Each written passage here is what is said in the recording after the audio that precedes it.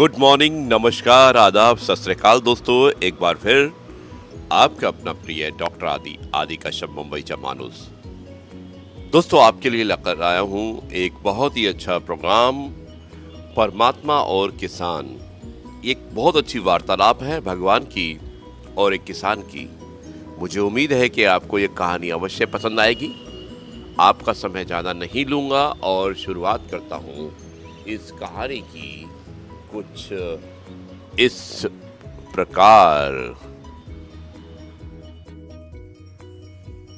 परमात्मा और किसान, आज की कहानी। एक बार एक किसान भगवान से बहुत नाराज हो गया। कभी बाढ़ आ जाए और कभी सूखा पड़ जाए, कभी धूप बहुत तेज हो जाए तो कभी ओले पड़ जाए।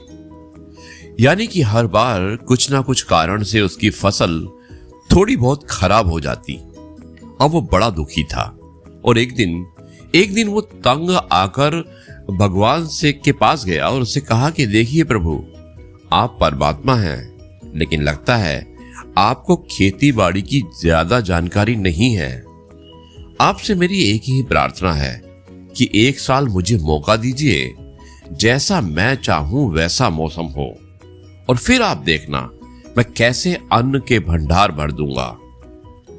इस बात पर भगवान बड़े मुस्कुराए और उन्होंने कहा कि ठीक है, जैसा तुम कहोगे वैसा ही मौसम दूंगा, मैं जरा सा भी दखल नहीं करूंगा।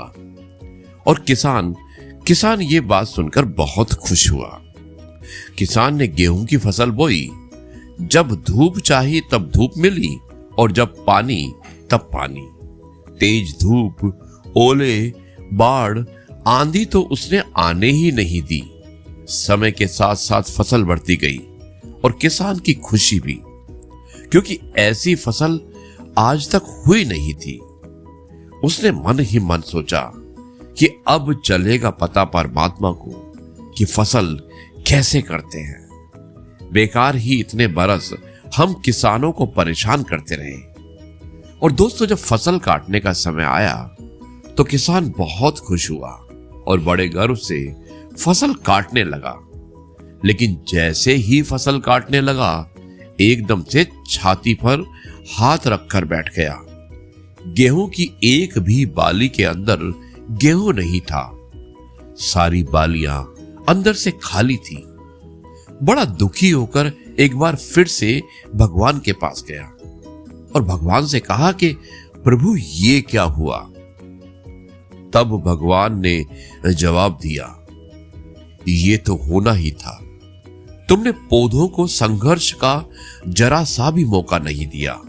ना तेज धूप में उनको तपने दिया और ना आंधी ओलों से जूझने दिया। उनको किसी प्रकार की चुनौती का एहसास जरा सा भी नहीं होने दिया। इसलिए सब पौधे खोखले रह गए। जब आंधी आती है, तेज बारिश होती है और ओले गिरते हैं, तब पौधा अपने बल से ही खड़ा रहता है। वो अपना अस्तित्व बचाने का संघर्ष करता है और इस संघर्ष से जो बल पैदा होता है वो ही उसे शक्ति देता है, ऊर्जा देता है, उसकी जीवटता को उभारता है। सोने को भी कुंदन बनने के लिए आग में तपने, हथौड़ी से पिटने और गलने जैसी चुनौतियों से गुजरना पड़ता है। तभी उसकी स्वर्णिम आभा उभरती है और उसे अनमोल बनाती है। दोस्तों, ये थी कहानी परमात्मा और किसान। मुझे उम्मीद है कि आपको ये कहानी अवश्य पसंद आई होगी। अब मैं इस कार्यक्रम को यहीं पर समाप्त करता हूं और कल आपसे एक बार फिर मुलाकात करूंगा कुछ नई बातों के साथ। तब तक के लिए आपसे कहता हूं जय गुरु जी, शुक्राना गुरु जी।